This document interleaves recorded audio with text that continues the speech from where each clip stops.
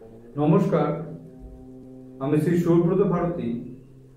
আজকে বহু মানুষ গভর্নমেন্ট সার্ভিসের জন্য চেষ্টা করছেন, তাদের ইচ্ছা নিয়ে প্রচুর ট্রাই করছেন যে তার যাতে লাইফে গভর্নমেন্ট সার্ভিসটা হয়ে যায়। তো গভর্নমেন্ট সার্ভিসের জন্য অ্যাস্ট্রোলজিক্যালি যে রুলিংস দেওয়া আছে, সেটা কর্মস্থান অর্থস্থানের সাথে যদি রবির কানেকশন তৈরি হয় তাহলে সেটা গভর্নমেন্ট সার্ভিস হয়। নিউমোলজিতেও সেরকম রবিকে পাওয়ারফুল হতে হয়, তাহলেও কিন্তু গভর্নমেন্ট সার্ভিস নিউমোলজিতেও বোঝা যায়।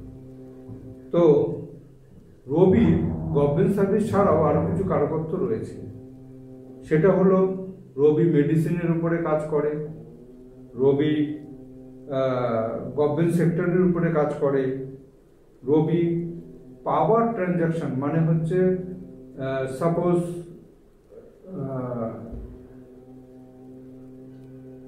Solar system, solar power system, সেটা রবির কারকত্ব।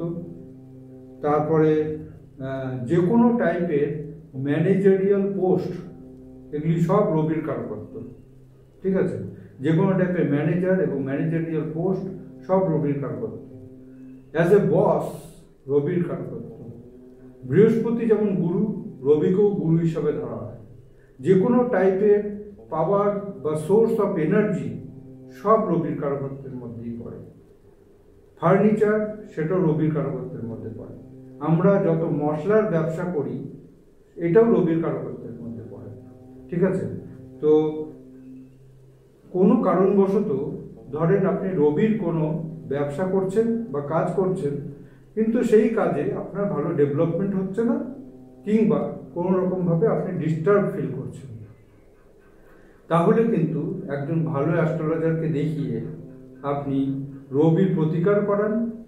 আমার মনে হয় আপনি এই জায়গাটা থেকে অনেক ভালো রিলিফ পেতে পারেন। নমস্কার।